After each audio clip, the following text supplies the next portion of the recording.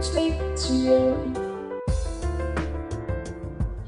morning, everyone. My name is Rob Rubenstein. I'm going to be presenting on the New Jersey Personal Injury Law and Review. So a couple of preliminary questions, because I always want to know on these kind of year-end matters. How many, just by a show of hands, how many people in here do any personal injury law as part of the regular practice?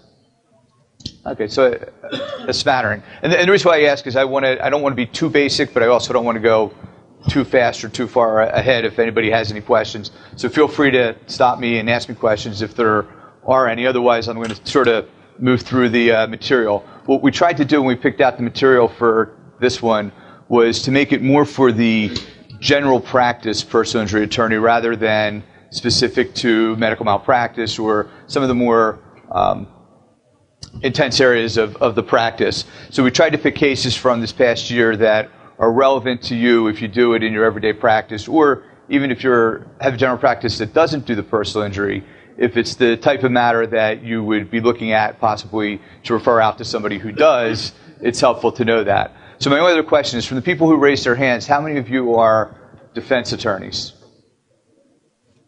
So I have to be careful what I say then. That's why I want to make sure I ask first. So anyway, so we're going to start with the very first case that we deal with is a case called Talmadge versus Byrne, which really doesn't change the law, but it clarified an issue that has always been a subject of conversation, so to speak. So in New Jersey, in an automobile accident, we have New Jersey's a no-fault state. And as a no-fault state, what that means is that our own auto insurance company pays our medical bills regardless of who's at fault. And they're primary, unless you've chosen something different in your auto insurance policy. And the importance of this case is this case involved somebody who was working at the time that they got into, or that they were in their car accident. And when that happens, there's two different ways that the injured person can generally proceed. So the first is they have a workers' compensation claim since they're in a course and scope of their employment.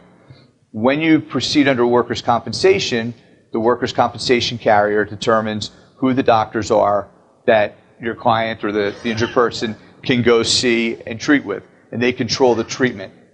They also generally have, or always have, a right to be reimbursed under a lien what they paid out in those medical benefits.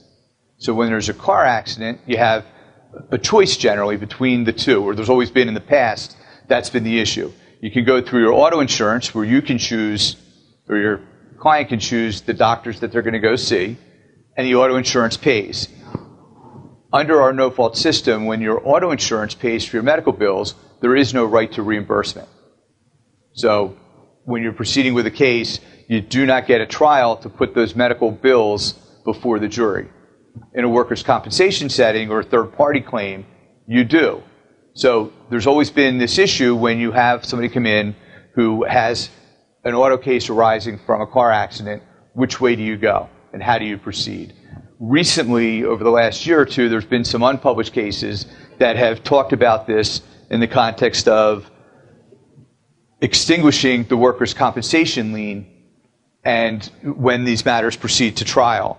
Ultimately, this case has kind of settled the issue and said that the answer is now, because it was never really entirely clear, workers' comp is primary and workers' compensation is the way that you are supposed to proceed. And as part of proceeding under the workers' compensation law, the medical bills do go on the board, and the workers' compensation carrier does have a valid lien and is entitled to recover. This case came about because the employee had pretty severe injuries and had basically a workers' compensation lien of in excess of $80,000. They settled for the insurance company's policy limits. And at the end of the case, the plaintiff's attorney filed a motion with the court to try to extinguish the workers' compensation lien and say, since under the no-fault PIP law, you can't recover the medical bills and you can't present that to a jury, the workers' compensation carrier is bound by that PIP law and therefore there's no lien. Appellate court says that's absolutely not the way it works and not true, even in a circumstance such as here, where unfortunately at the end of the day, the plaintiff got very little out of a pretty substantial injury and a pretty substantial recovery, because the way that, as you can imagine, I think it was a $250,000 insurance policy that they paid the claim. Attorney's fees are a third, and then 80 plus is 80 in medicals, plus there's also the other part of the workers' compensation lien for the other benefits. So basically, all the money that the plaintiff would have gotten went back to the workers' compensation carrier. So in that scenario, the ones who won were the attorney and the comp carrier. The plaintiff himself, who was injured and had all that suffering, received very little to nothing, and the courts say, oh well, under that scenario. So when you're faced with that, and the answer is when you're faced with these types of issues with the workers' compensation lien, the solution is, before you resolve the case, is the plaintiff's attorney or the attorney involved needs to reach out to the workers' compensation carrier and try to work out a deal ahead of time, if they can. The workers' compensation carrier does not have to agree, but typically in a scenario where you're faced with this, you would try to make a resolution where everybody takes a third, and the comp carrier gets a little bit less, everybody gets a little bit less, but that way at least your client gets something. Otherwise, you have a real hard time explaining to your client when they come in the office, sign this closing statement where I get $80,000, workers' comp gets $100 and some thousand, and you get 10. But that's what happened in this particular scenario. So this case, again, the biggest issue with this case is now, if somebody comes into your office and they've had an injury while driving and it's workers' compensation, this case says workers' comp is the entity that does the medical bills and treatment. I'm sure many of you and I will still, on occasion, try to push it through the auto carrier, because that way we can control the treatment and the different doctors that they're seeing and make sure that they get the proper treatment. The problem with this is, in an automobile case, the workers' compensation carrier's objective, whether they want to acknowledge or not, is to stop the treatment of your client. And a further piece that comes into these types of cases with this interplay is when you have a case where the injured person in the automobile accident is subject to the limitation on lawsuit threshold or verbal threshold, they have certain requirements that need to be met in order to even bring their case to court. So as part of our whole no-fault system, our own insurance company pays our medical bills in an auto accident, but we elect when we purchase our insurance to have either a threshold or no threshold. And if you've chosen, or your client's chosen, the threshold, they have certain steps they need to meet before they can even bring a lawsuit. So in a scenario similar to this one, what would happen is, if somebody has that lawsuit threshold, they're required, in order to recover, their injury has to meet a certain category of injury. There's 6 categories: death, dismemberment, significant scarring or disfigurement, loss of a fetus, displaced fractures, and then the kind of catch-all is a permanent injury to a body part or function that will never heal back to the way it was pre-suit. But the important piece of it in the context of cases with the workers' comp component is that, in addition to meeting one of those 6 categories, the injured person is required to have a certification from a treating physician who says the injury is permanent or meets one of the first 5 and points to an objective test and what have you. So remember, when you're dealing with a workers' compensation doctor, they're not quite the same in terms of what their loyalties are, so to speak. They are looking to cut off treatment. They're looking to say the person's fine, they can go back to work. It's not permanent. The statute says you need a treating physician or a board-certified person they were referred to. So in this context, if it's a threshold case, it's very important for the attorney who's representing the person to be cognizant of that throughout and make sure that at some point either the person gets to a board-certified doctor who's going to be able to sign that certification, or really fight and push with the workers' comp doctors and whoever's handling the workers' compensation case to address that issue.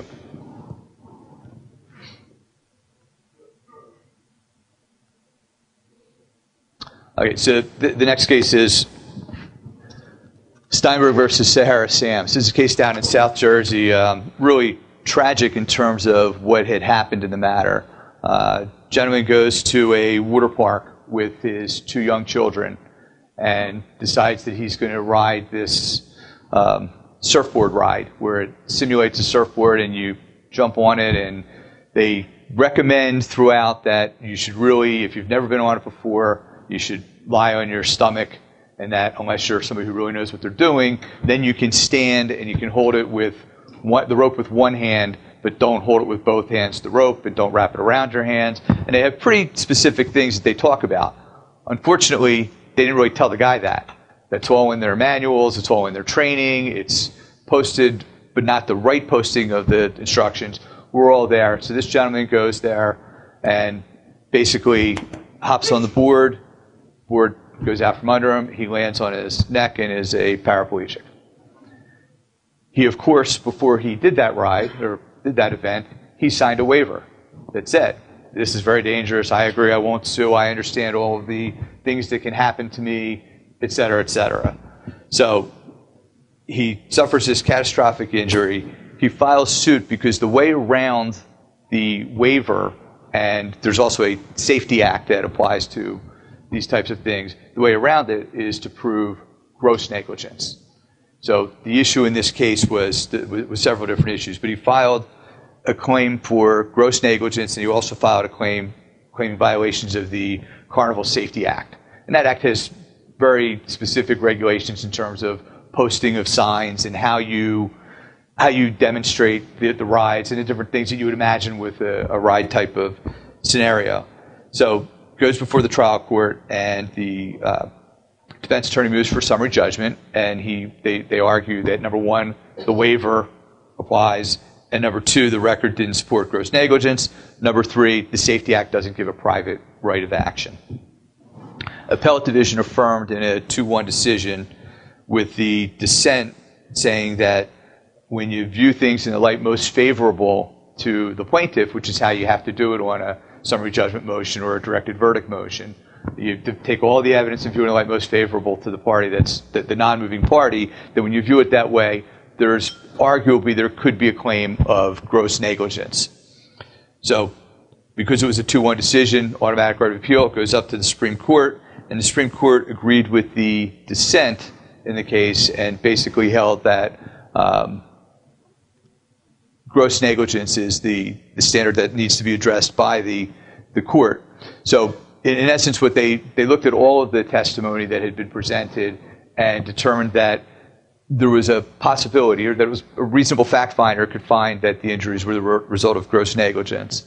And they looked for the definition of gross negligence. They said we need to look at the model jury charge, which defines it as an act or omission which is more than ordinary negligence, but less than willful or intentional conduct. And basically, where they talk in terms of, it's really a standard of, did they do less than the minimum that you would expect should be done under the circumstances.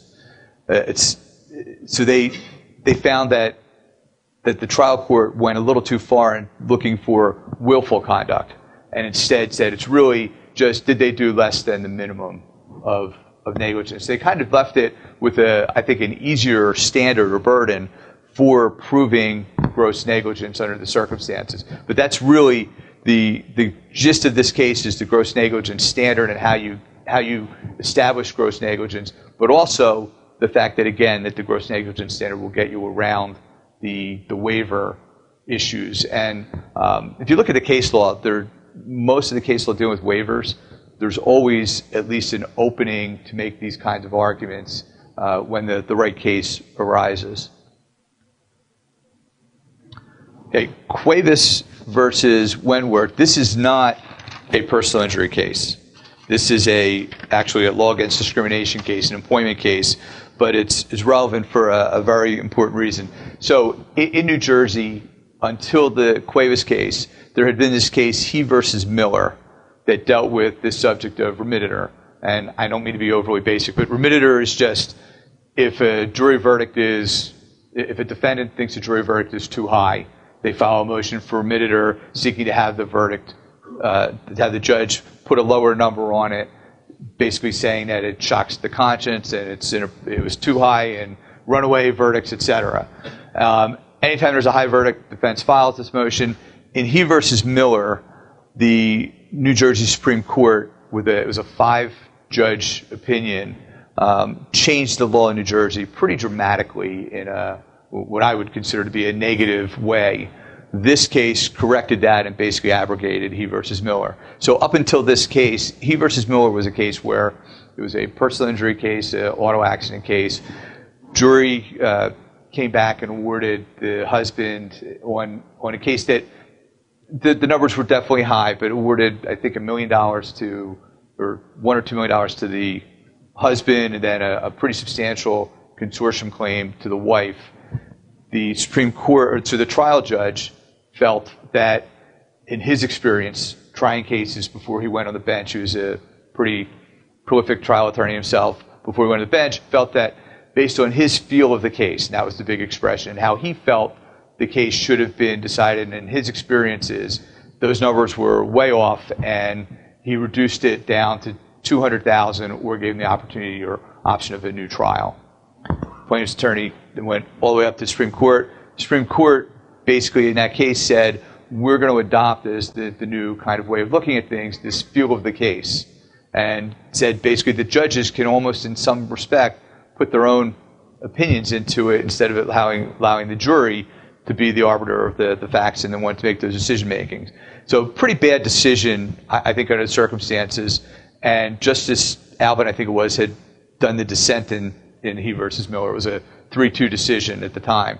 So based on that, this case came up Cuevas, and Cuevas gave the court now with seven members and Justice Alvin now in the majority the opportunity to abrogate it and go back to the way that it always has been and always should be. Oh, and just as a kind of a footnote, they retried the He versus Miller case, and I think what we learned from it was, again, jury came back and gave a very large verdict, much more than that trial judge had reduced it to, which kind of shows you that juries do know what they're doing and can be consistent in how they look at things. I think that whether intentional or not, that had to have something to do with how the court looked at it when they looked back at this again. But in any event, in this case, they go back to what is really the normal and what we've learned in law school and throughout for the standard is that you can't look at, the judges aren't supposed to look at the personal knowledge, and they're really supposed to rely on whether it shocks the judicial conscience, and that's the expression that's at issue here. The other thing that they addressed in this case specifically is that the court should not do a comparative analysis of jury verdicts, which was the other thing that was part of the He case and that was being done. In other words, when these cases the remitter would happen, the attorneys would all file briefs and they would attach verdicts of comparable types of cases, and the judges would look at them and try to go through that. And what they finally kind of recognized and took into the case is that juries can return different awards, juries know what's going on, and each case has to stand alone on the facts of the case, and each case has to stand alone on the injuries and how the case is presented and how it goes in to the jury.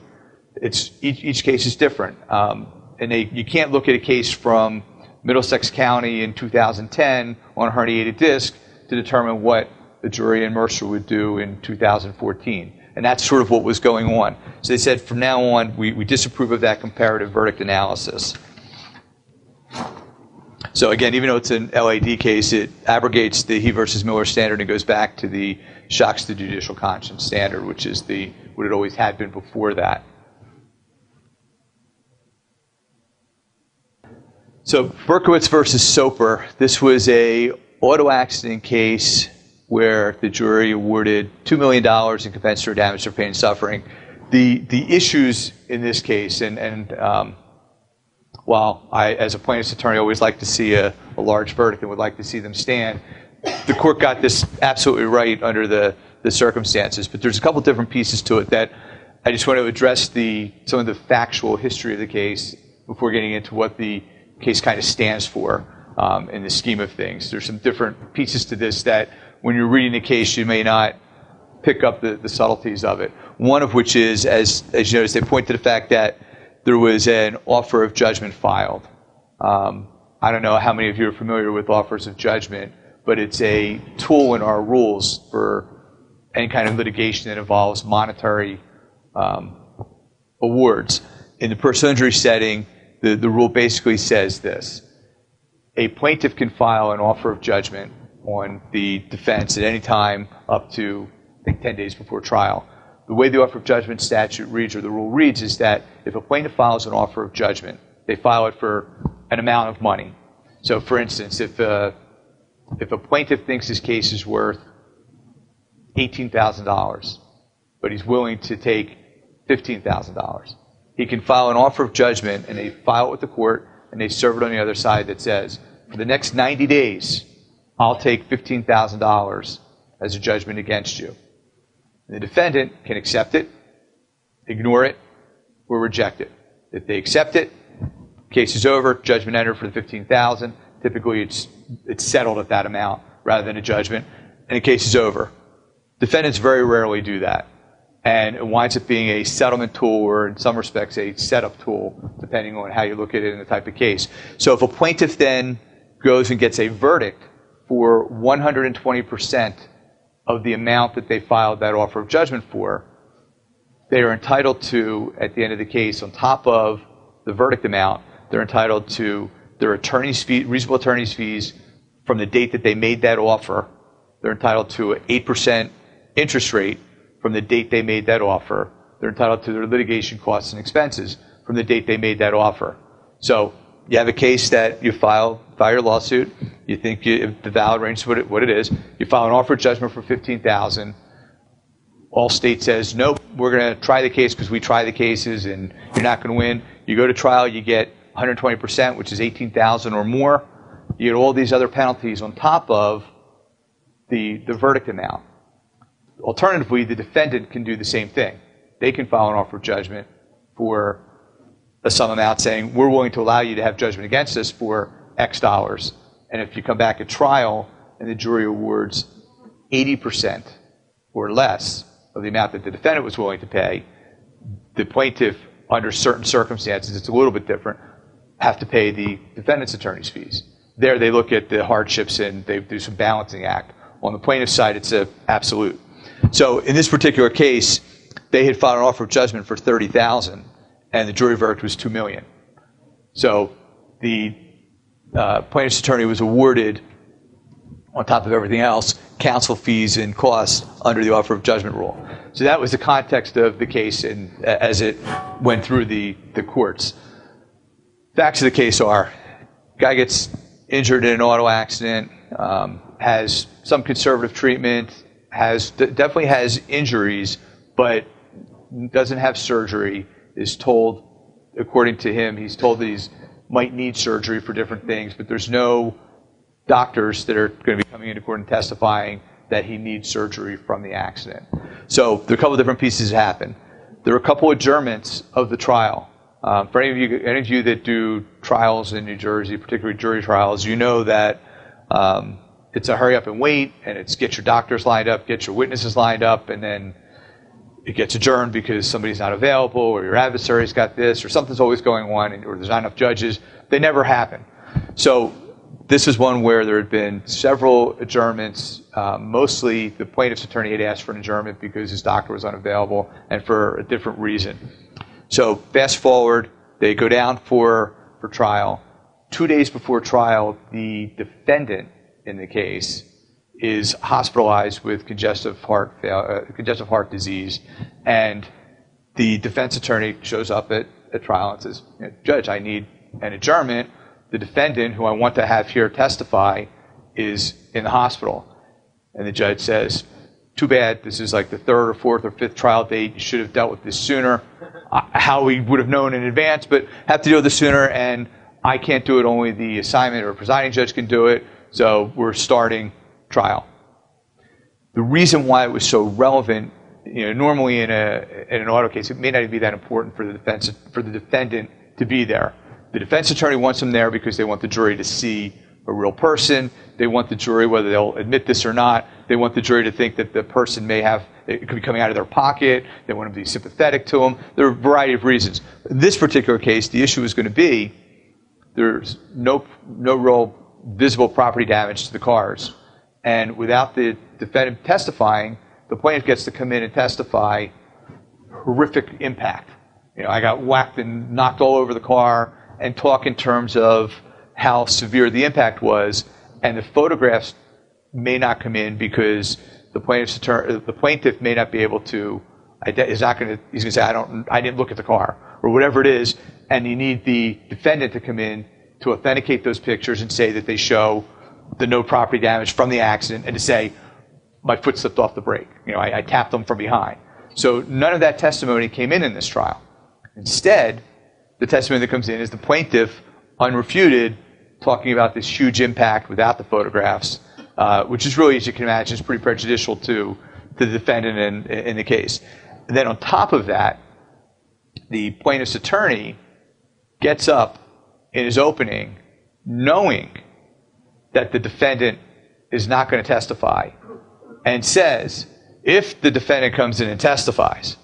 So the court had a real problem with that and thought that that was a lack of candor, and really went after throughout the trial. The plaintiff's attorney did a lot of, I'll almost call it testifying or stretching in terms of his candor to the jury, but he did that in the opening, and sort of an underlying theme of his was taking advantage of people who weren't in court to testify and talking to the jury about what they said or were going to say, which, as you know, in your opening, and lawyers can't talk about things that they can't prove, that they know if they can't prove, that they know are not going to come in and be part of a case. But throughout, that happened. The other thing that happened was the plaintiff's own doctors didn't testify to some of the surgery issues and some of the different issues in the case. So what you had was a plaintiff who was testifying pure hearsay and pure, just what expert testimony would be needed, and throughout was testifying as an expert about what the medical treatment he needed was, and the uniqueness of his condition, and all sorts of things that he would not be permitted to do. Based on all of that, the appellate court took issue with those things and reversed and remanded. And they also talked, the other piece of this was the remitted part of this case was before that Cuevas case. So the judge addressed the issue of comparative verdicts and feel of the case, and the court addressed those issues. So that part of it, when you read it, you don't have to worry about, because it's really not relevant to the case itself.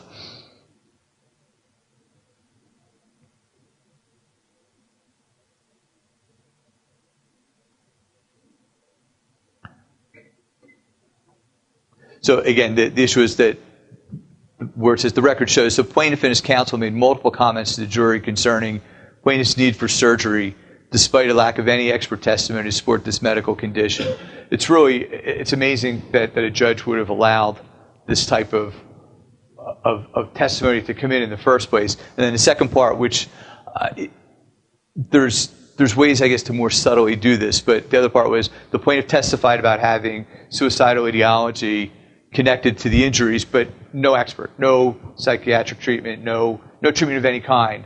And you can imagine, so you have this trial went in with the judge letting the plaintiff just continue to talk about things that would never be admissible and could never be proven, and there was no expert testimony for, and allowed it all to go in. It's no wonder the jury came back and awarded $2 million, because all they heard was one side of things without any real evidence to support it, and a plaintiff's attorney who also kept saying it over and over again, and sort of reinforcing these unattributable claims.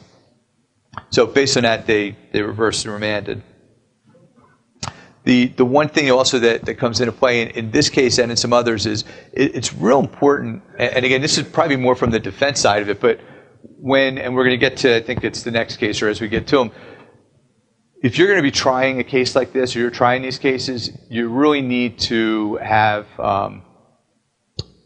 know the law, know the rules of evidence, and file motions in limine to address these issues in advance. Many of these issues probably could have been head off at the pass by the defense attorney had he filed appropriate motions to address what testimony can and can't come in advance concerning that medical testimony issue, which would have narrowed the focus and probably prevented a lot of this from happening. Okay. So the next case we're talking about is Cho versus Trinitas. This this case talks about motions in limine. And the issue in Cho is that the New Jersey court rules say that you have to file a motion for summary judgment before a certain period of time. You can't file them right before the trial itself, as is a habit of a lot of attorneys, mostly on the defense side. And they do it, instead of filing it as a motion for summary judgment, they file a motion in limine that has a dispositive effect of ending a case. For instance, if it's a case where liability is an issue, they file a motion in limine arguing that the defense, that the plaintiff's expert report or opinion is a net opinion, and they wait until the day of trial and they hand the brief at the trial call or at the time you're about to start your trial, and the case is over if they win on that motion. And it's really not fair on a due process grounds to either side when that happens, because as you can imagine, summary judgment motion has specific time frames, and you have an opportunity to brief the matter. So the way that we the rules say one thing, the practice is different in terms of how at least a personal injury trial is typically winds up being handled with the courts, and that's the day of trial. People show up and generally are handing motions back and forth, and the judge is ruling on them at that moment. The rules say you're not supposed to wait to the day of trial to do that. You have a pretrial exchange. You're supposed to get them in ahead of time. And the rationale is that the parties should have an opportunity to brief the issues and be prepared to argue and discuss them. So in this case, the defendant showed up. There's been a tortured history with the case. There's a medical malpractice case. The plaintiff's case was pretty weak from everything that you kind of read about it. There'd been, I think, like a 7 or 8 count, third or fourth amended complaint. The court had previously dismissed on summary judgment multiple counts of the complaint, and the defense attorney shows up the day before trial with a motion in limine that's going to end the case. And the judge says, I don't think that's really appropriate. I don't think that's the way it works. But nevertheless, ultimately rules on it and dismisses the case. And the appellate court says basically, they reversed and said that the consideration of a motion in limine in this case was really a summary judgment motion that's untimely and denied the plaintiff of the due process that he's entitled to. In other words, an opportunity what they should have done is carried the trial for 2 weeks or however long it's necessary, allow the plaintiff an opportunity to brief the issue, and then at least it's done appropriately. The issue, though, that I guess from a practical standpoint, so they say, so basically what this case stands for is courts are not supposed to hear dispositive motions the day of trial or on the eve of trial. So that's great. But practically, all that's going to happen then is it's going to be a directed verdict at the close of the plaintiff's case on this exact same motion. So, I've heard a lot of attorneys very happy with the fact that it does this. The problem is it still doesn't really, it's not going to change the ultimate outcome of a matter like this, where one of the arguments is that the expert's opinion was a net opinion.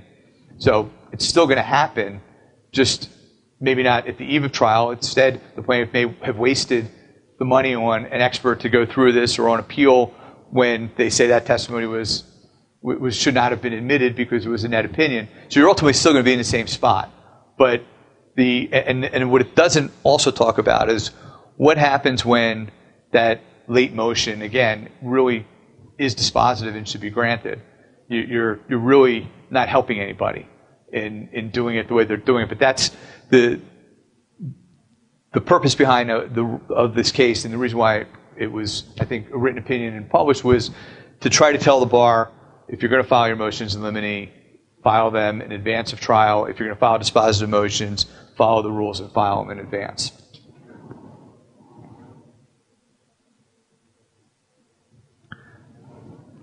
Okay, so Rivera versus McCrae is a step-down case. So in New Jersey, the step-down clauses are something that are part of the lingo, or part of what happens in a underinsured motorist coverage case. So underinsured motorist coverage. So there's different types of coverage when you have an automobile accident case. When you purchase your own insurance, in addition to liability insurance protecting you if you've injured somebody else, you also purchase, and your statutory will have, uninsured motorist coverage. You also can have underinsured motorist coverage. So what that means is that you're purchasing coverage to protect you in the event that the other party that you are injured in an accident with doesn't have enough coverage. So the simple, typical matter is you have an insurance policy, and hopefully all attorneys in the room would have at least a minimum of $100,000 in your liability coverage. So you have $100,000 liability coverage. Typically, you're going to have the same amount of uninsured and underinsured motorist coverage. So you have $100,000 of underinsured motorist coverage. The other driver has a minimal policy because that's always what happens. So they have a $15,000 policy. Your injuries are at least $100,000 in terms of the injuries. So the way your case would proceed is you would bring your claim against the tortfeasor, the at-fault party, and at some point, if things go the way they're supposed to, they either tender and offer their $15,000, or you're getting it through the trial process. If it is a matter that is settled, there are certain rules that happen with an underinsured motorist claim. If you settle with an underinsured motorist, a UIM claim, before you can accept that money, that $15,000 from the tortfeasor, you need to get permission from your own insurance company, because you're going to be seeking the window, the $85,000, from your own insurance company. That's the contract that you have with them when you purchase underinsured motorist coverage. But part of that contract is that they have the right, if they wanted to try to collect the money they're paying you from the at-fault driver personally. So before you can accept that $15,000 from the tortfeasor, you have to send a letter to your own insurance company, your UIM carrier, saying that under a case called Longworth, that you're giving them an opportunity to tell you what they want to do. They can pay you the $15,000 themselves and stand in your shoes and proceed against the tortfeasor, or they can give you permission to file to send and sign a general release, in which case the claim is extinguished as to the tortfeasor, and you then proceed under your underinsured motorist claim. If you don't do that, then your own carrier has the right to say, you waived my subrogation rights, so you don't have a valid UIM claim. So it's important that you do that process. That's an aside to this particular case, but just how the UIM process works. So assuming you go through your steps right, you collect the $15,000, you've got Longworth approval, you then would proceed against your own carrier, and you're entitled to, again, the window of the $100,000 and the $15,000. They get a credit for the $15,000 you received to be entitled to up to the $85,000. So that's in a normal setting.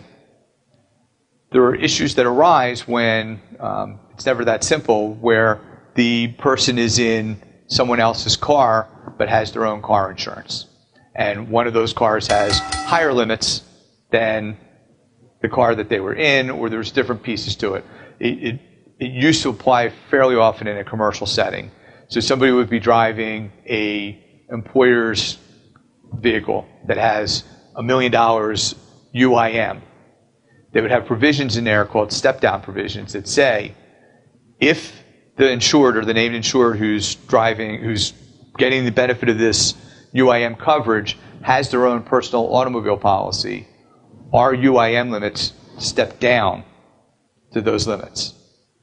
So you can imagine how horrible it is as a plaintiff's attorney if you're reading, you have $1 million commercial policy and you think you've got $1 million in UIM coverage, and then you read this provision, and all of a sudden you find out that your client owns a car and they're named insured on their own car and they have $15,000. You don't get that $1 million. It's down to it steps down to the $15,000.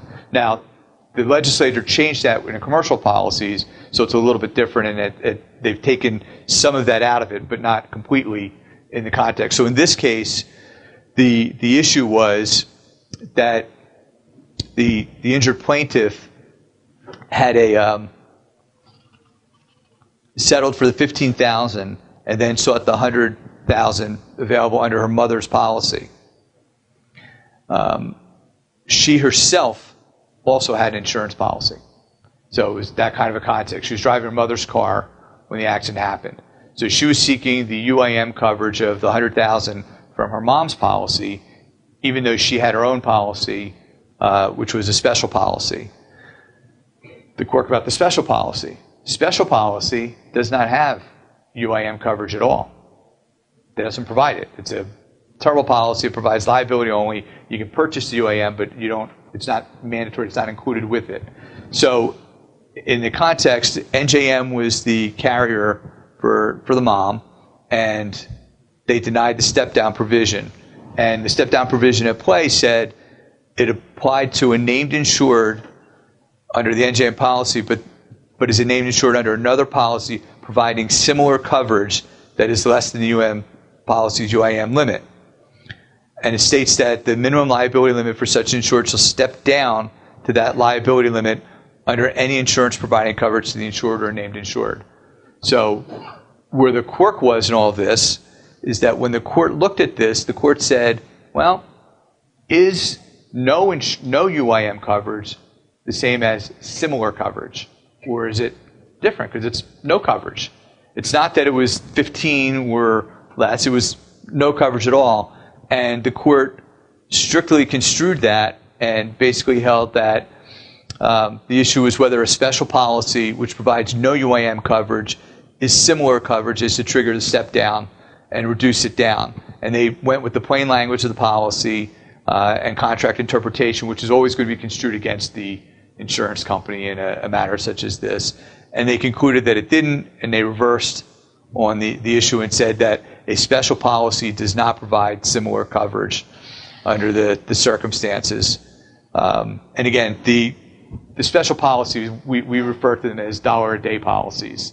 In order to qualify for that policy, you have to be Medicaid eligible, and you literally pay $1 a day for the insurance, and all you're getting for a special policy is an insurance card that you can show a police officer if you're pulled over. You have no coverage, but that's what she basically had in the circumstances. So they allowed her to proceed against the $100,000 or the remaining $85,000 under the circumstances there. Okay. So the next case is Troop versus Burlington Coat Factory. There's two cases in a row that we're going to talk about that deal with the similar issues. So in New Jersey, and I guess everywhere, I'll start with the way that I have always explained it to clients when they come in the door on slip and fall cases in supermarkets or any type of retail establishment. The way that I sort of learned it in law school was that if it was a yellow banana peel, you had trouble. If it was a brown banana peel, you were in good shape on the issue of notice. And I've sort of, as simplistic as that is, I think that clients seem to understand that actually. And I think that that's generally a good way to kind of look at it as you're proceeding with a case, as you're taking it in and looking at a case, because really you have to prove when you're dealing with a retail establishment either actual or constructive notice. That's a very hard thing. We all think it's so easy that you have a slip and fall in a supermarket on water on the floor. You don't win because there's a slip and fall in a supermarket with water on the floor. And we all think we do. No matter how bad your injuries are, you still need to prove that the supermarket did something wrong. Supermarkets, as we're going to get to, are somewhat a little bit easier under what we're going to talk about with these two cases, which is an exception or a way around the actual and constructive notice, which is something called mode of operation. And that's what this case and the next case talk about. But in a general sense, when you bring a claim for personal injury on a slip and fall, again, in a retail establishment, the simple fact that there was something on the floor doesn't mean that you win, even if it's a slippery substance. You have to show that the establishment either had actual notice of the defect or the dangerous condition and didn't do anything about it or could have fixed it, or that they had constructive notice. Constructive notice would be, generally, it's that they didn't have any type of maintenance plan in effect. You take depositions and see if their maintenance logs and what they did to check their aisles and make sure that things were cleared up. But again, it's just not enough that there's water on the floor. It's helpful if your client's able to testify the water was dirty or murky or what have you, which is rare that they even know that, or what the substance is half the time. But so, this case, for one thing, it's important to note, if you do any type of general negligence law, this is a good case because it gives a really good overview, as is up here, of what the law is and what the obligations are of a business owner to discover and eliminate dangerous conditions, maintain them in a safe condition, and avoid creating conditions that will render the premises unsafe. So again, because of the difficulty sometimes with this actual and constructive notice, the way that you sometimes were able to get around it was this mode of operation. And the mode of operation cases started with a line of cases from supermarkets. And a case that, if you do this, you'd be familiar with is, I think it was called Nescotia, but it involved a grape that fell in the grape aisle at a supermarket. And the theory behind the mode of operation is self-service, and the fact that when your establishment provides some type of a self-service component to it, part of that self-service component is going to create a danger or a potential defect, such as at a supermarket, we all know people are picking up those grapes, loose grapes are going to fall. Supermarket should have something in place to address that issue. So that's how the mode of operation works. And the line of cases always dealt with supermarkets and freezers and all self-service. That was the big piece to it, was the self-service component to it. Over the years, the plaintiff's bar has been pushing it. There was a case that went up to the Supreme Court involving somebody who went into a bodega and bought a phone card, and then when they were leaving, they threw it at the front entrance, and the guy slipped and fell on it. And it went all the way, I think it went to the Supreme Court, but it went up and down on that issue because the argument was, well, you grab that off of the rack, that card, and you discard it, and therefore it's a mode of operation. And the Supreme Court said that's not what we're talking about. We're talking about really self-service. So in the context of self-service, what you're looking for is really the typical one. And I apologize because I know that when I'm sitting here, I hate when people give their war stories about cases. But I had a case that we recently had involving Target, where a woman went into a Target, was walking down the aisle, and slipped on a puddle of water and had catastrophic knee injuries with knee replacements. Just a horrific set of facts with her injuries from it. And we were able to establish a mode of operation theory because it happened maybe 2 feet from where, if you're familiar with Target, they have that cafeteria area where they have the self-service, and you get your sodas, you get your water, and you get your things. So again, our argument was they're allowing people to fill these cups right near the tile area she fell. They need to have a better system, and based on their mode of operation of having it where people are going to be walking through and could slip and fall on this water from the self-service, we managed to avoid having to deal with the actual and constructive notice. And once the judge accepts that and says, I'm going to charge that mode of operation, plaintiffs are in pretty good shape because they don't have to prove the actual or constructive notice, and it really helps with the burden of proof. So constructive notice is that the condition existed for such a length of time as reasonably to have resulted in knowledge and correction if the defendant had been reasonably diligent. In this particular case, what the facts were, truth was, the plaintiff slipped and fell on a berry in the children's aisle. Burlington Coat Factory was, it's children's clothing, children's bedding, toys, nothing to do with food, but slipped and fell on a berry. And the facts were really not even in dispute, that the slipped on the berry, again, bad injuries. The berry left a trail mark across where you could see where it slid, and nobody was disputing that they slipped and fell on a berry. The issue was, could the plaintiff show actual or constructive knowledge of this berry? And you're going to think a berry. So where'd the berry come from? They don't sell berries in the store. There's no self-service component to it.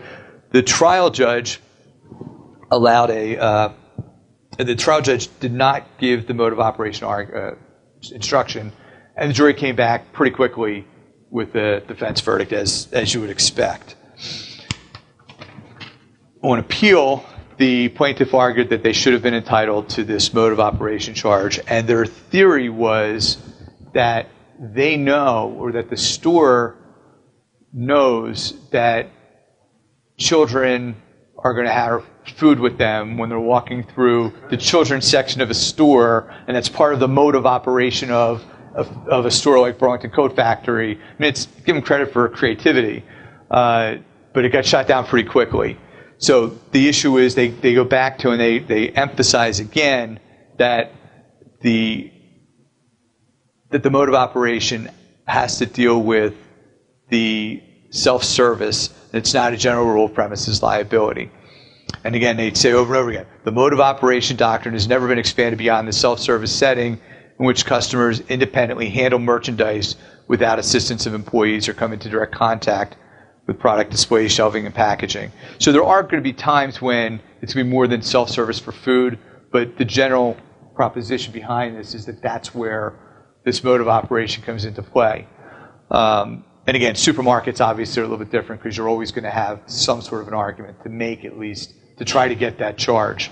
The other thing that comes from this case that I think is real important is you need to have, as much as it pains me to say it on some of these cases, because I think we overemphasize experts, you need an expert to come in and talk about, in a case like this, they needed an expert to come in and talk about the fact that they did not have a proper system in place on the constructive notice aspect, and could have made a better job arguing that whole children drop berries or drop food if they'd had an expert talk in terms of that in the context of the cleanup, rather than focusing on trying to get a mode of operation charge.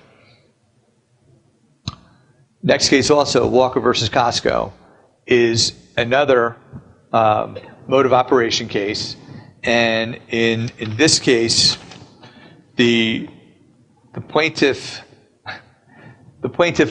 arguably slipped and fell. Well, it says banana cream pie. It's actually cheesecake sample was the issue in the case. And the case basically, so the plaintiff appealed a no cause against them, where the trial court, again, in this case, the trial court refused to give the mode of operation charge. And in this case, the appellate division, actually, after hearing all the facts and circumstances, vacated the matter and remanded it for a new trial with an instruction to give the mode of operation charge. And the reason for it in the Costco case, and for those of you that don't go to Costco or don't know Costco, think BJ's or Sam's Club.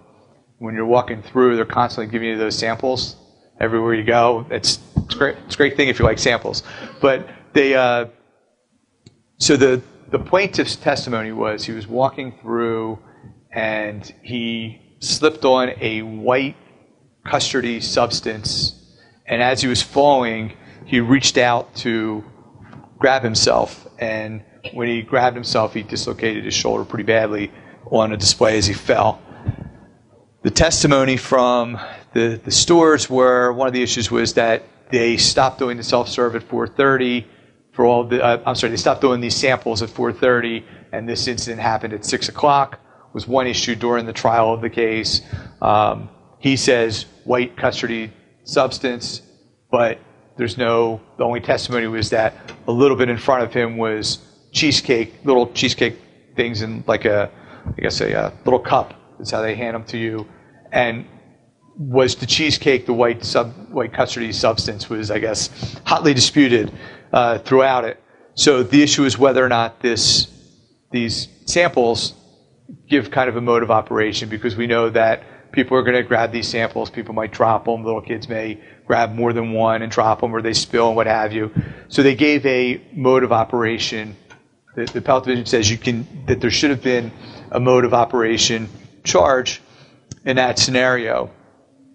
And again, it gives a rebuttable inference that the defendant is negligent and obviates the need for the plaintiff to prove actual or constructive notice.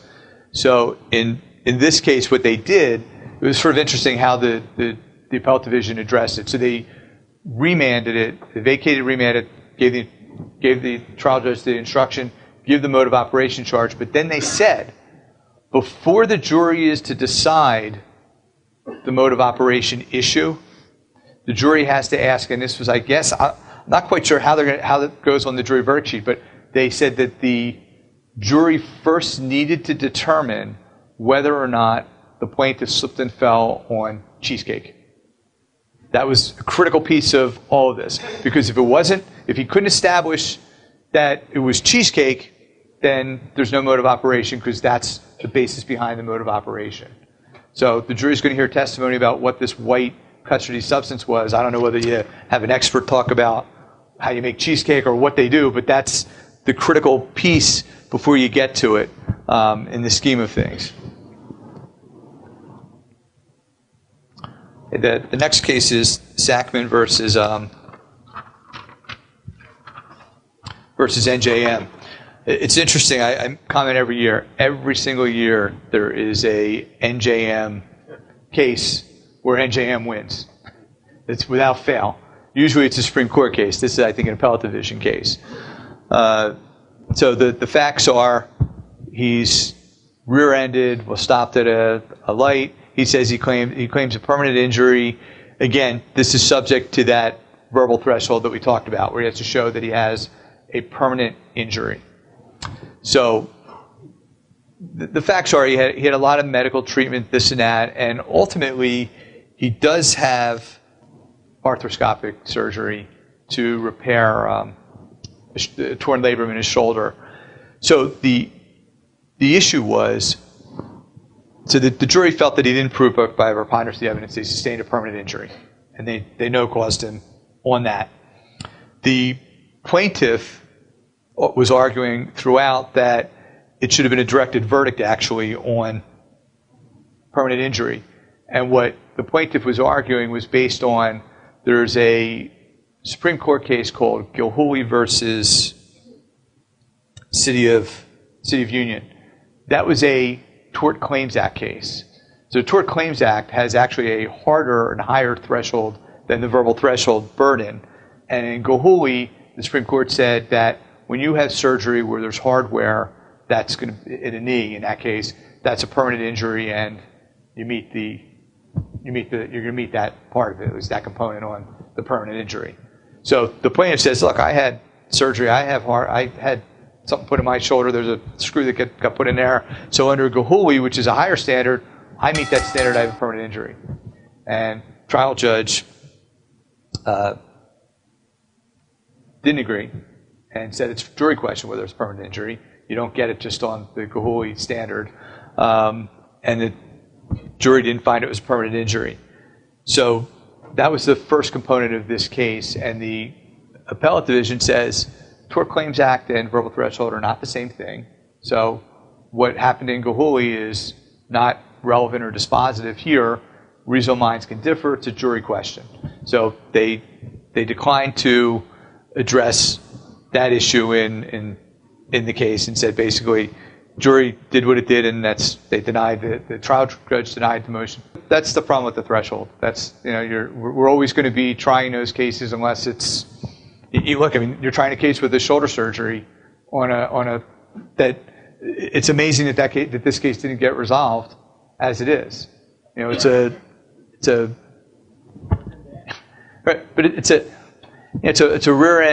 rear end collision with shoulder surgery, and NJM tries the case and wins with surgery. So why would they pay? I mean, as much as I hate to say that, why would they pay under that scenario? To me, the only way they pay is if you file an offer of judgment for an amount that's painful to you to set them up a little bit.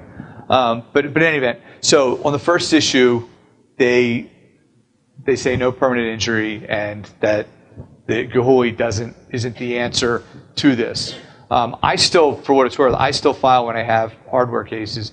I file a pretty detailed brief to the court on arguing Gilhooly and why I meet that threshold. I've never won it, but at least I educate the judge a little bit on the facts so that they're ready for it when we're arguing it down the road at some point.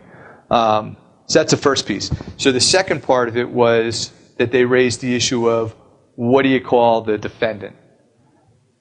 UIM cases, you would think that today, in 2016, juries are smart enough to know that if the case is Smith versus NJM or Smith versus Jones, there's insurance involved.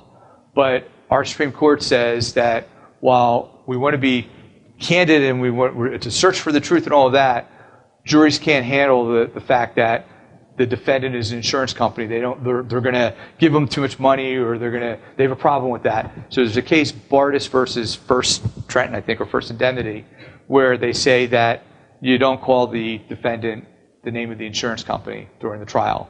You call them, most times you just say defendant or the name of the tortfeasor, all sorts of different things. But they did leave it open and said it's in the judge's discretion. They said, we think you shouldn't do it. The Bardis case declined to allow that, but they said under certain circumstances you can. So the second piece that was raised here was the plaintiff wanted to say that it was NJM, even though the caption of the case is Sackman versus NJM. The defense attorney, I think, used somebody's name. And they do that. And the defense attorney, obviously, they're doing that also because they want the jury to think that poor Joe is going to have to mortgage his house to pay this judgment as opposed to NJM. So there's kind of both sides of it. So that's part of what happened. But they basically said you don't call them by the insurance company name still. And then the third issue that was addressed in this case was they sanctioned the plaintiff's lawyer for writing what they called a shoddy brief. The issue was basically the brief didn't cite to the law for a lot of its points and basically let the appellate division do its own research and what have you and how it did things. There was a dissent where the dissenting judge said, I don't think it was really warranted that much, and there was merit to the appeal. They just felt that the lawyer did not put the effort into setting out the law and making the arguments as well as he could have under the circumstances, but not that it was frivolous, just that it could have been better written. So, word to the wise, if you're going to do an appeal, make sure you do your research and provide the law to them for it.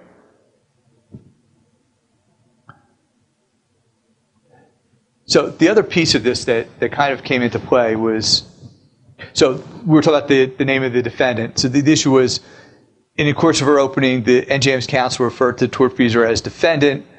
Plaintiff argued that there should have been an instruction in response saying that it was misleading to characterize the trial. And again, plaintiff's attorney was saying, when you say defendant, you're implying that there's some poor soul who's going to have to pay this verdict if you render it, as opposed to NJM.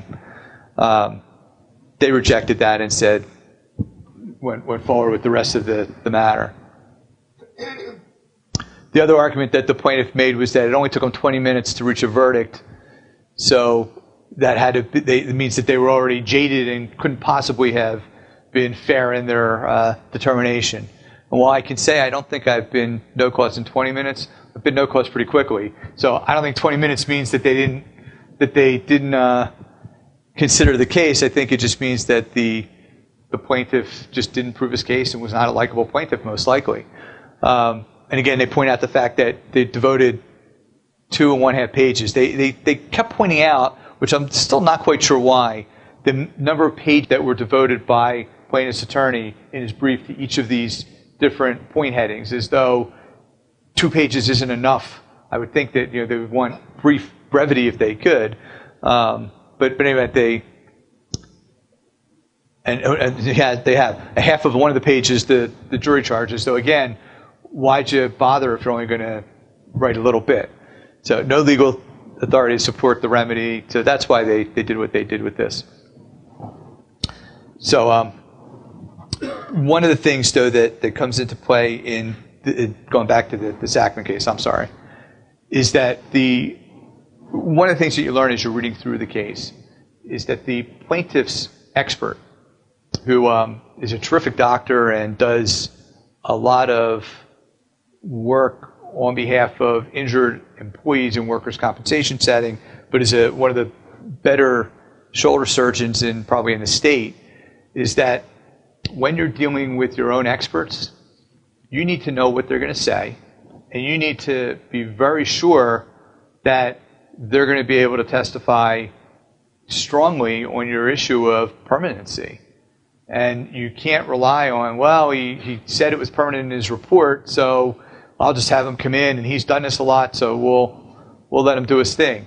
Because there's one thing, if any of you interact with orthopedic surgeons, the one thing I can tell you about orthopedic surgeons are when they're done with you, you're better than you were before you went in there. You're like the bionic man every time.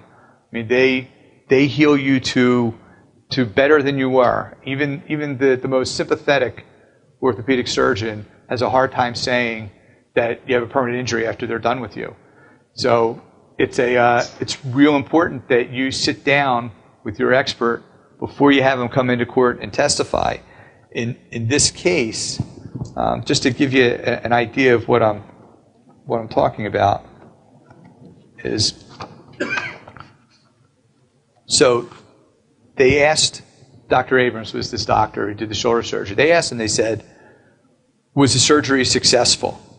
And this is his testimony to the jury, which I'm going to go back to why it was 20 minutes for the no cause. When the plaintiff's expert, this is what he says. His response was, yes, I think so. I think that it's one of these things where patients, this patient particularly, let's not do general, this patient improved. He couldn't do certain things, he can do them now. That being said, there were things he couldn't do that he can do now. And so we would agree, both the patient and I, that he has been improved. And so I think we're both pleased and where we are now from a structural part of his shoulder. So he's saying the guy's doing well. That's the testimony from from the plaintiff's expert as to a permanent injury. Later on, he's asked, with respect to whether plaintiff's injuries or symptoms were permanent, Dr. Abrams expressed the following opinion within a reasonable degree of medical certainty. I do feel that there will be permanency. As I stated earlier, patients with multiple reasons will not be pain-free and back to full activities. I think we can improve their conditions by repairing the damaged structures. He still has ongoing symptoms. For now, I don't think there's any other surgical intervention, but I do feel his symptoms have some permanency, and I think that the 2 to 3 out of 10 in pain is a reasonable expectation. 2 out of 3 is not really something the jury is going to be really that. You wouldn't have your expert testify as to pain ranges if it's a 2 out of a 3.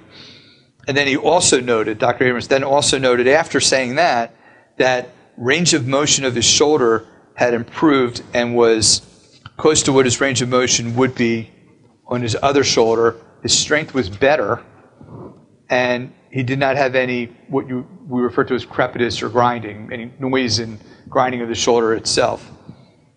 I don't think it says I think his big issue now is pain, which is subjective, not objective, which is the other part of it.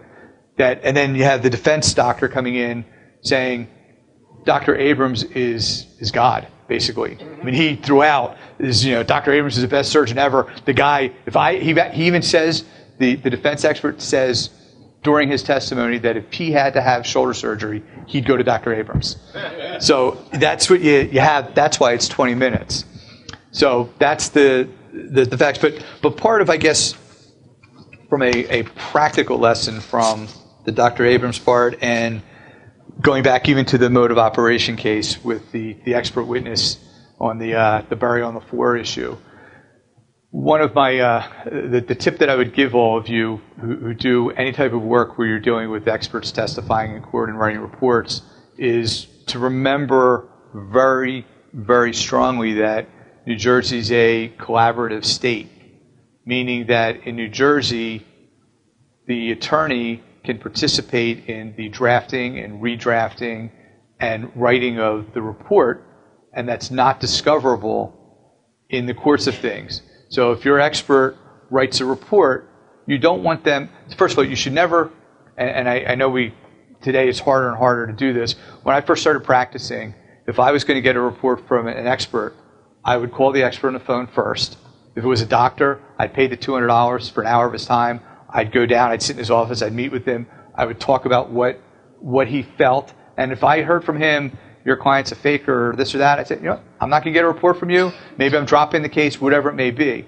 Today, they want $1,000 if they'll even see you for 5 minutes, and it's really hard to go through that process.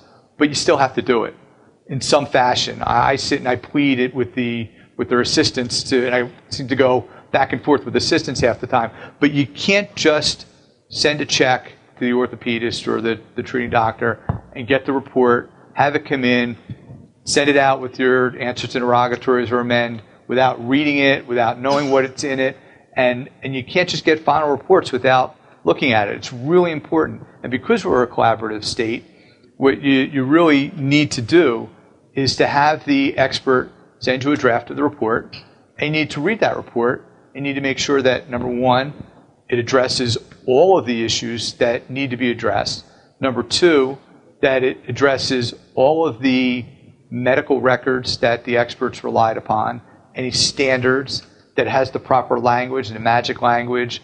If there's prior injuries, that it's either addressed or somehow addressed in some fashion or another, because all of these different things are going to come back to bite you at trial. Little things from the doctor not referencing an emergency room record that he looked at, to not having a record that he should have had, to not referencing that he reviewed the MRI film, whatever it may be. And we have the opportunity with the medical experts, again, you get that report and they say the word prognosis is fair. You want to call the doctor before and say, do we need to put that in a report? Is it fair? Is it guarded? How do you come to that? And work back and forth to get a report that is a report that you're going to be happy with when he testifies to it at trial. So for Dr. Abrams in this case, I can't imagine that the plaintiff's attorney ahead of time had sat down with him and prepared him and knew that he was going to say things like he said and not figured out a way to at least cushion it, so to speak.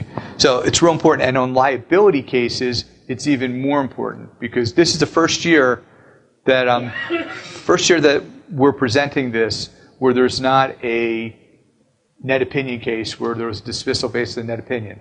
I guess arguably the Cho case on the motion limiting was that at one point. But every year there are too many cases that are either dismissed or reversed on appeal and dismissed based on net opinions by experts, liability experts, where and a net opinion is a difficult thing, but when you get that report in from your liability expert, you need to read it and make sure that it's not a net opinion, and you need to go back, and there's nothing wrong. It's appropriate, it's proper, it's malpractice not to do it, to read that report and send your expert a marked up copy saying, you need to address this, or you need to put some standards and codes, this language is weak, or this language is this, and you're allowed to do it, and you should be doing it, and it's a real important piece of it because it's going to help you and benefit all of your cases going forward. So that's my tip on experts. My other tip on experts is if any of you do auto trials and you do expedited cases ever, all the more reason. If you're going to ever do, or you think that you have a carrier, let me back up. So an expedited case in the auto context is a tool that, I don't know which county, I think it was Monmouth County started it years ago, one of the judges, but an expedited trial is a trial where the case goes in on the medical reports or medical records, not the live testimony of any doctors, and then the testimony of the plaintiff, the defendant. And I think that I just had this issue recently with one or two witnesses, depending on how it works, one or two before and after witnesses. Generally, when you do an expedited trial, on both sides, there are some issues. On the plaintiff's side, you recognize the weakness on some of the issues. You don't want to spend the money on paying a doctor to come in. What you give up when you do an expedited trial is you agree generally to cap the damages at the policy limits. So what the insurance company defense attorney is getting is they're preventing any exposure to their client, which is what they should be doing, what the focus should be on from their end. So in exchange, the case is presented on the medical records. I think it's a terrific thing for plaintiffs. if your case is worth within the policy limits. What happens very often on these that you can't focus on is the plaintiff goes in and tries an expedited case and gets this huge verdict on a case that they capped the limits at $50,000. The reason why they got this huge verdict is because they didn't have their doctor come in and testify and lose on permanency. They got a written report that sounds much better than the doctor testifying, and they don't have the defense doctor coming in. So in a typical expedited case, I'm giving them a notebook with emergency room records, treatment records, physical therapy records, MRI reports, reports from the treating doctors. I give it to them all tabbed and nice, and a glossary of terms, and a picture, and the whole thing in nice, easy notebooks. So each juror has one of those. The defense attorney typically comes in with here's the report from Dr. DME doctor, defense doctor so-and-so, and it's their 5-page report, nothing else. And juries tend to appreciate that. Sort of like in school, when you were in school and you had a good report cover, the plastic cover on your report, you got an A, versus the guy who had the same report and just had it stapled in the corner. So it's that kind of theory with the jury, but that's what an expedited trial does. So when you're doing those, if you think you have a case that might have an expedited chance, or you are looking for that issue, you may want to, again, get a supplemental report from your expert that you know is a report that's going to be read by a juror. And there's nothing that precludes you from doing that. The only issue is that report you have to get in advance of the discovery end date, so you don't know at that point generally if it's going to be expedited. Those that do this type of work, they generally know certain carriers are more inclined, in certain kind of cases are more inclined to have that expedited component to it. So I think that brings us, I don't know time-wise where I am, but to our last case, which is Krasinski versus Tyndall, which I think was decided for, December 5th. So it's a fairly recent case, and it's a unique or a little complicated case in some respects. It's not something that we all deal with every day, and it dealt with the issue of apportionment of damages in a case involving a phantom vehicle. So the issue in the case was the plaintiff brought suit against the tortfeasor and a fictitious party, phantom vehicle, or fictitious named defendant, phantom vehicle. And the issue is whether or not a fictitious name is a party. That was one of the critical issues in all of this. So what had happened in the case, let me just give you the facts because I think it's helpful in the context of understanding what went on. So the plaintiff's driving, slows for an emergency vehicle. The tortfeasor is behind the plaintiff. As the plaintiff and defendant begin to go again, a phantom vehicle comes from the right and makes a left in front of the plaintiff. The plaintiff's able to stop in time. Defendant rear ends plaintiff. So that's the facts that are presented at trial.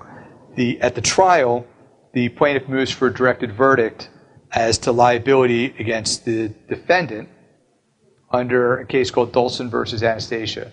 Dolson versus Anastasia says there's a presumption in a rear end collision of negligence of the rear car. But it's a presumption, it's not an absolute. If you have those kinds of cases, many times you can get summary judgment on the issue. Personally, I don't like to have liability out of a case. I love when a rear-end defendant is fighting liability. It makes the jury just like them less. But in any event, they've moved for a directed verdict on liability, and they requested that the John Doe phantom vehicle not be part of the jury verdict. In other words, not be apportioned as to the phantom vehicle. They did not settle their uninsured motorist claim and intended to do that after the trial was over. They were going to proceed against the phantom vehicle argument. So the trial court denied the motion for a directed verdict as liability and said under these circumstances where you stop because the car in front of you stopped, it's not a Dolson case. And number two, we think that you have to have that phantom vehicle on the jury verdict form. How's that fair to the defendant? So based on that, the case went to the jury, and the jury came back 3% on the defendant, 97% on the John Doe driver. And the worst, it was even though the plaintiff's attorney complained about the verdict, it was a nice verdict. It was a $107,000 verdict that got molded to $3,200. So the appellate division affirmed the trial court and said, sorry, but that's the way that it is, and basically said that whether a John Doe should be on a verdict sheet, even though it's a fictitious name and not technically a party, the issue is whether the other tortfeasor would be affected by the verdict.